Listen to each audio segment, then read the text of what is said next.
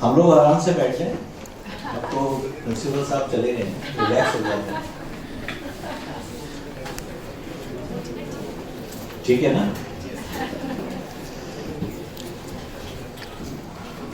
Deendayal Upadhyay college के इस सुंदर प्रीमाइसेस में मेरा पहली बार आना हुआ है। इससे पहले जो पुराना कॉलेज था वहाँ आना हुआ था।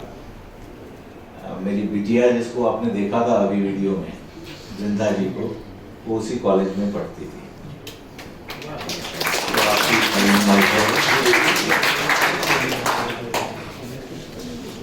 तो हम में से कितने बच्चे ऐसे हैं जो पुराने कॉलेज में थे?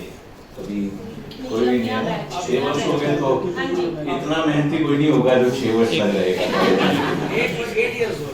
8 इयर्स हो गए जी, बिल्कुल बिल्कुल। तो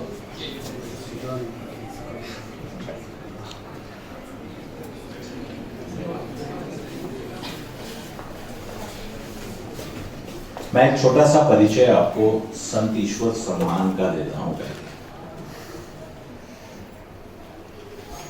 संत ईश्वर सम्मान संत ईश्वर फाउंडेशन के द्वारा 2015 से प्रारंभ किया गया। इससे पहले संत ईश्वर फाउंडेशन सेवा कार्यों में 2002 से जुटी हुई है। जैसा कि आपको वीडियो में बताया गया, 2002 के अंदर पानीपत में एक छोटे से विद्यालय से कार्य प्रारंभ हुआ था। वो असल में एक विद्यालय भी नहीं था। हम सड़क पे देखते हैं कूड़ा बीनने वाले बच्चे। सड़क पे हम ऐसे बच्चों को देखते हैं जो शनिवार को हाथ में एक बाल्टी या बर्तन या ऐसा लेकर और उसमें कुछ सरसों का तेल डाले हुए शनि देव की तस्वीर ऐसे बनाकर भीख मांग रहे होते हैं। मंगलवार को भी ऐसे बच्चे मिलते हैं। ऐसे बच्चों को शिक्षा प्रदान की जाए, या ये कहा जाए कि शिक्षा ग्रहण करने की उनमें आदत आए, इस योजना से इस प्रकल्प को प्रारंभ किया। स्थान ले लिया गया, स्थान में सुविधाएं आ गई, और हमको विश्वास नहीं होगा ये जानकर कि सबसे बड़ी समस्या है कि बच्चे कैसे आए। बच्चे पहले दिन आए, उनको ये लगा कि भाई यहाँ पर आधा जब इंटरवल होगा, आधा टाइम होगा, तो उस समय कुछ खाने को मिलेगा। ऐसे लालच में कुछ बच्चे आ गए। एक दिन आए, 2 दिन आए, तीसरे दिन उनके माता पिता झगड़ा करने आ गए कि भाई आप बच्चों को बिगाड़ रहे हैं, कुछ यहाँ खाने को दे देते हैं, ये अपनी रोजी रोटी पर ध्यान नहीं दे रहे। तो फिर इसका क्रम प्रारंभ हो गया। व्यवस्थाएं की गई कि हम उनके लिए उनके यहाँ से जाकर गाड़ियों में लेकर आए। हम लेकर आते थे, बच्चों को आकर नहलाना धुलाना, उनके लिए कपड़े रखे हुए थे, कपड़े पहनाना। जब तक ये सब कुछ होता था, उनको कुछ थोड़ा सा खाने के लिए मिलता था, उतनी देर में उनके माता पिता आ जाते थे झगड़ा करने के भाई आप इनको बिगाड़ रहे हो, इनको पढ़ने का क्या काम। ऐसी स्थिति से हमारे पहले सेवा कार्य का प्रारंभ हुआ। आज स्थिति यह है कि 22 वर्ष हो गए उस प्रकल्प को चलते हुए। वहां सिर्फ 4थी कक्षा तक पढ़ाई होती है, 5वीं की भी पढ़ाई नहीं होती है। सिर्फ 4 कक्षा तक बच्चे पढ़ाए जाते हैं। क्यों? क्योंकि वो उसको एक सेवा प्रकल्प की तरह चलाया जा रहा है, एक विद्यालय की तरह नहीं। जब विद्यालय होते हैं तो विद्यालय में बड़े सारी नियमावली आ जाती हैं, प्रशासन की रिस्ट्रिक्शन आ जाती हैं, उसके अनुरूप कार्य करना पड़ता है। तो वो जो बच्चे हैं वो उसके अनुरूप ढल नहीं पाएंगे, अपने आप को पढ़ाने के लिए तैयार नहीं कर पाएंगे पढ़ने के लिए। इस सोच से इस प्रकल्प को बनाया गया। इसलिए 4थी कक्षा तक रखा जाता है। जब वो 4थी कक्षा पार करते हैं, 5वीं कक्षा के अंदर उनको किसी न किसी विद्यालय में एडमिशन दिला दी जाती है। इन 22 वर्षों में स्थिति ये है कि वहां से जो पढ़े हुए बच्चे हैं जिनको ऐसे पढ़ने का हमने अभ्यास डाला और आगे विद्यालयों में गए, उनमें से एक बच्चा प्रशासनिक सेवा में आ चुका हुआ है, डॉक्टर बन गए हैं। और कई बच्चे ऐसे हैं जो कि उसी विद्यालय के अंदर वापस आकर अब टीचिंग दे रहे हैं फ्री में। एक ये छोटा सा कार्य था जो प्रारंभ हुआ और आज उस स्थान की स्थिति बदल चुकी हुई है। जो ये बच्चे और इनके परिवार जो हैं वो अब अपने आप स्वतः अपने आप ही बच्चों को माता पिता छोड़ने आते हैं। पहले तो ये होता था कि उनको वहीं नहलाना पड़ता था, वो घर से ही नहा कर आते हैं, घर से ही अपनी यूनिफॉर्म साफ सुथरी पहन कर आते हैं। वैसे ही जैसे बाकी बच्चे हाथ में अपने बस्ता लेकर आते हैं, अपने बैग लेकर आते हैं, उस तरह से वो भी बैग लेकर आते हैं। और अब उन्होंने अपनी शिक्षा को, अपनी आवश्यकता है, इस भाव को अपना लिया है। पानीपत के उस स्लम इलाके में कभी आपको जाने का अवसर मिले, इसको जाटल रोड पर है ये स्थान, आप जाकर देखिए। आज इसने एक अलग परिवर्तन कर दिया है। जब इस कार्य को हम कर रहे थे, एक अवसर आया 2015 में, जैसा कि आपको वीडियो में बताया गया। उस अवसर के अंदर पूजनीय सत्संग चालक जी का हमारे परिवार में आना हुआ और उसी समय ऑल इंडिया ब्लाइंड कॉन्फेडरेशन को ऐसा चिन्हित किया गया, क्योंकि पिताजी का जन्म दिवस था उस दिन, सहस्त्र चंद्र दर्शन कार्यक्रम था। हम में से कितनों को पता है सहस्त्र चंद्र दर्शन कार्यक्रम क्या होता है? किसी बच्चे को ध्यान है? जब जीवन में सहस्त्र चंद्र के दर्शन हो जाते हैं, सहस्त्र का मतलब क्या होता है? 1000। चंद्र मतलब चंद्रमा, तो मतलब जब पूर्णमासी 1000 आपने देख ली है जीवन में, तो आपका सहस्त्र चंद्र दर्शन लगभग 84-85 वर्ष की आयु में ये होता है। तो ये हमारी सनातन संस्कृति में एक ये उत्सव की तरह मनाया जाता है।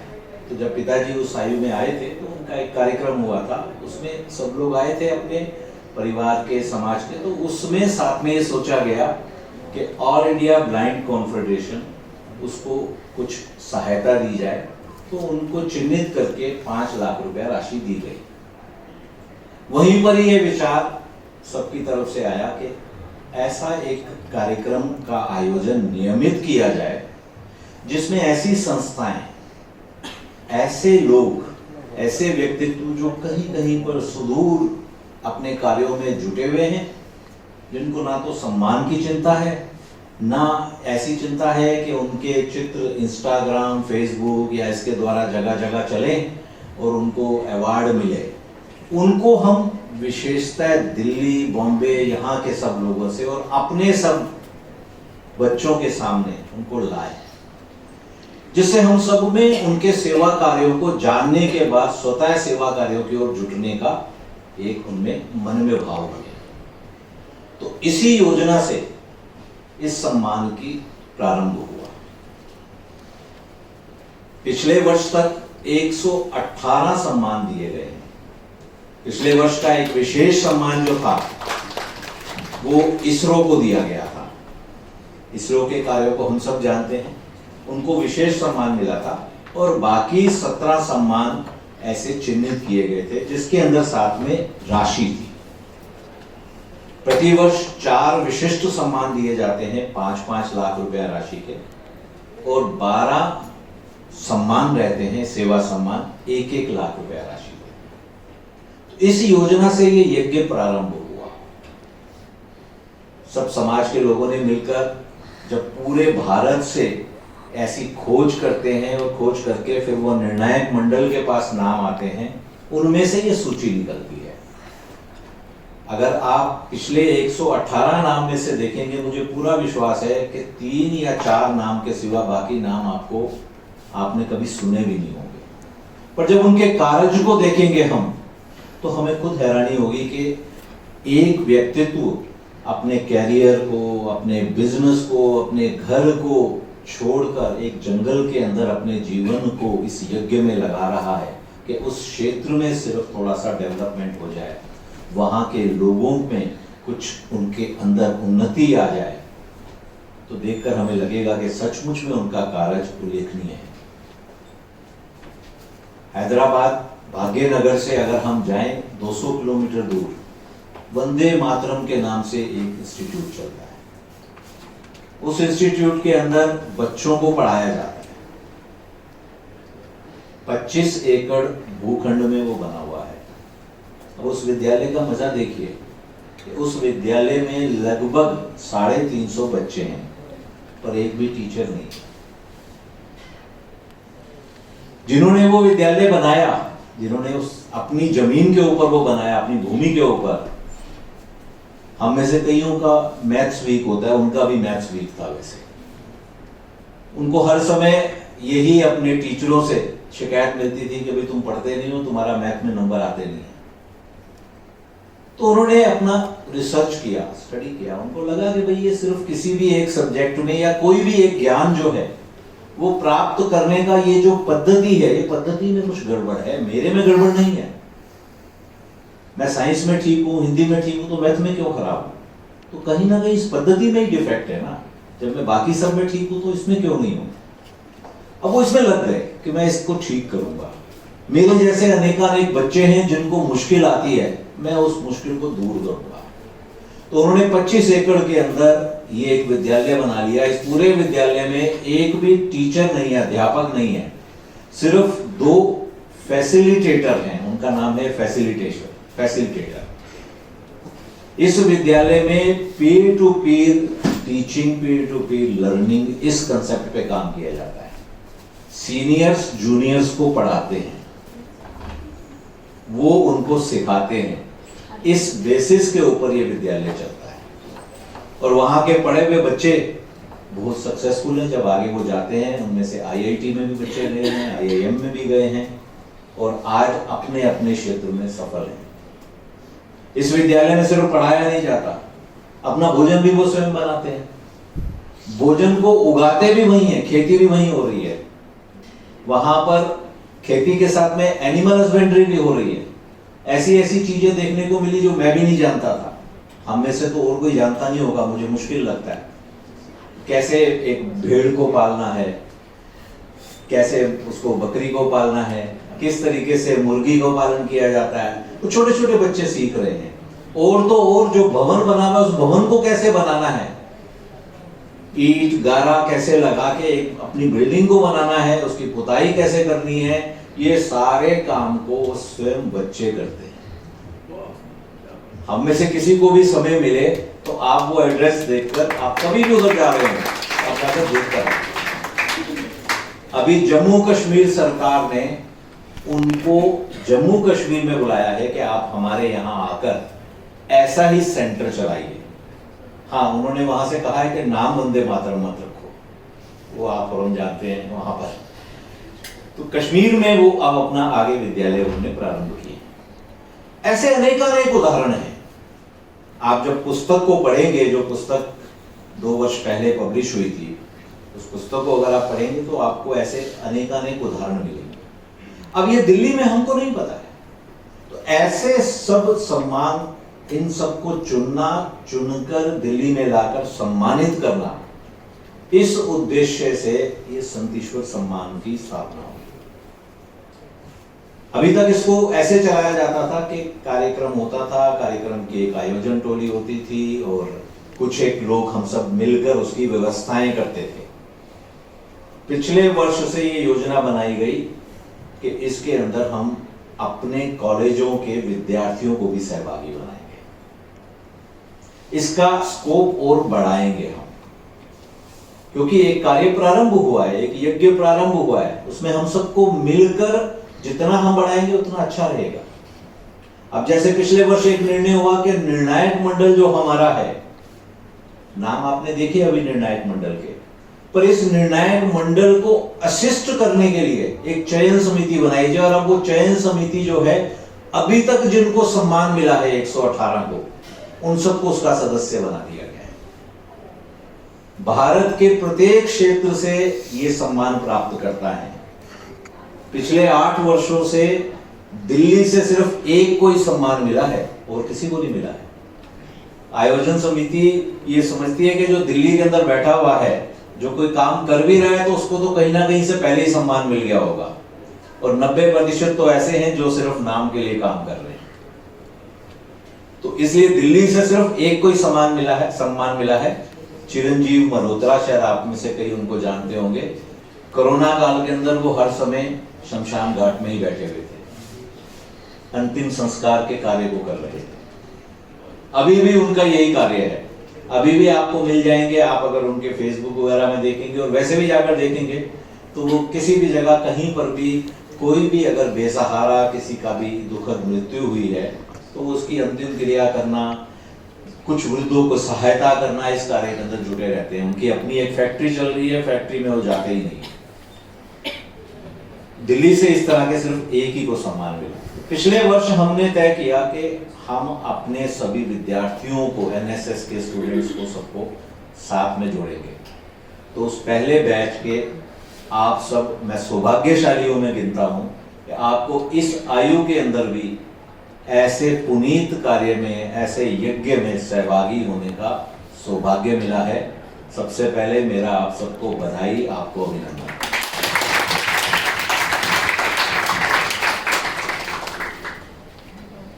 कुछ एक बात मैं आपको सेवा के बारे में बताना चाहूंगा।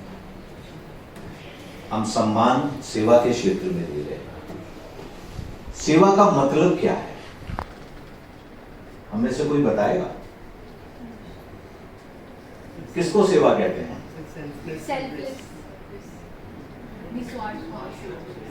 निस्वार्थ भाव से। बिना स्वार्थ के तो कुछ कार्य ही नहीं हो सकता। हम खाना भी खाते हैं तो स्वार्थ है।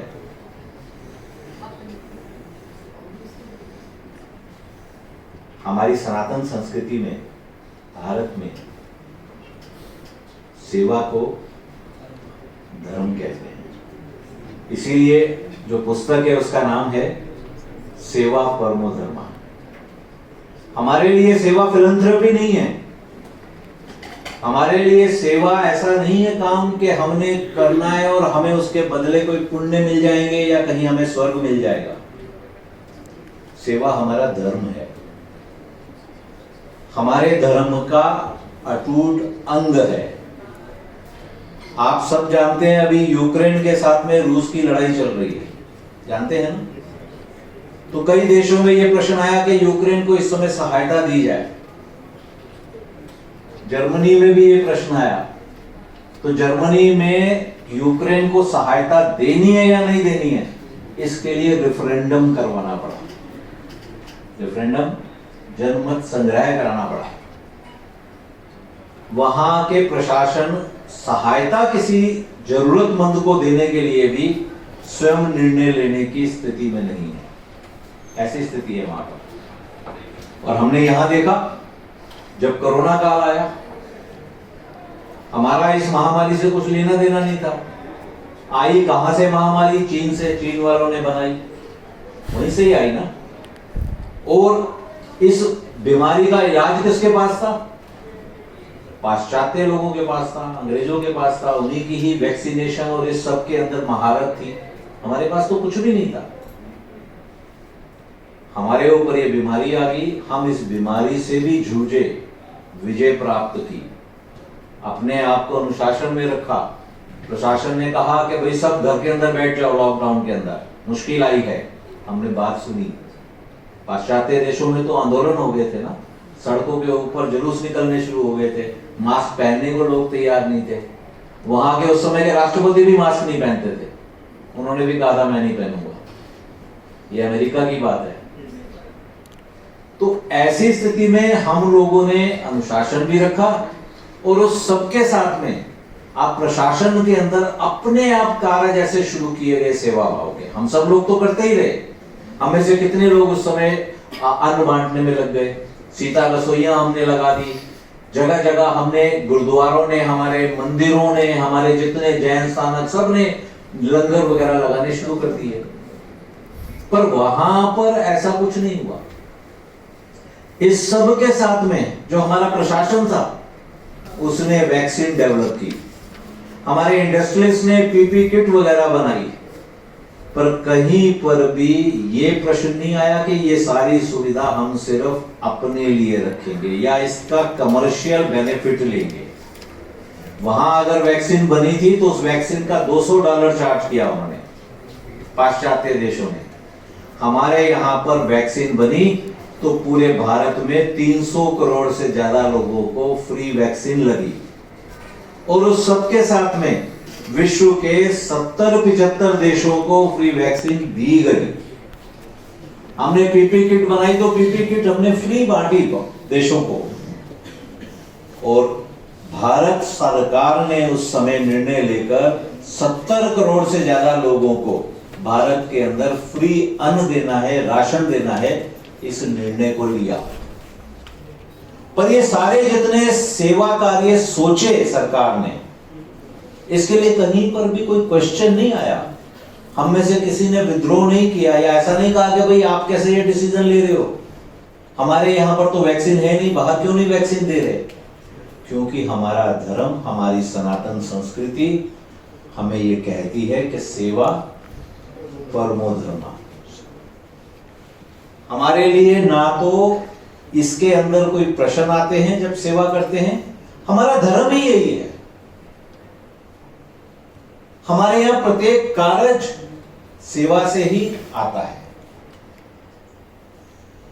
मंदिर है तो मंदिर जगह जगह साथ में सीता रसोइयां लगा के रखते हैं। गुरुद्वारों में चले जाएंगे, आपको ये नहीं पूछा जाएगा आप किस आस्था के हैं, आपको अन्न मिलेगा। ऐसा और कहीं नहीं होता। मैं आज से 15 साल पहले वेटिकन सिटी में गया। हम में से कोई गया हुआ है रोम? रोम में कोई गया है? आप वेटिकन सिटी गए? वहां पर रोम में आप वेटिकन में जाएंगे, नॉर्मली लेके जाते हैं उसमें पैकेज के अंदर। वेटिकन में अगर आप जाते हैं, मैं स्वयं गया, वहां पर जाकर प्यास लगी तो मैंने बोला पानी पी लें। तो पानी पीने के लिए जो बाहर वेटिकन से जितना रेट था उससे दोगुने रेट पे मुझे 4 यूरो में एक पानी की बोतल मिली, बाहर जो 1 या 1.5 यूरो में मिलती है। हमारे किसी धार्मिक स्थान में आपको प्यास तो छोड़ो, आपके लिए भूख भी लगेगी तो भोजन भी आपको सहर्ष प्रदान किया जाएगा। आप आराम करना चाहेंगे तो धर्मशालाएं बनी हुई हैं। ये अंतर है। हम उस संस्कृति से आए हैं। हमारे संस्कार हमें बताते हैं कि सेवा हमारे लिए परम धर्म है, और इस परम धर्म के निर्वाहन में हम सब मिले हैं। हम सब मिलकर इसको पूर्ण कर रहे हैं। इस यज्ञ में हम सब मिलकर आहुति दे रहे हैं। आप सबको बहुत बहुत अभिनंदन, बहुत बहुत शुभकामनाएं। आपकी पढ़ाई, आपकी शिक्षा आगे बढ़े, इसकी शुभकामनाएं, और साथ में आप इस यज्ञ में जुड़े हैं, इसके लिए आपको अभिनंदन देते हुए मैं अपनी वाणी को विराम दूंगा।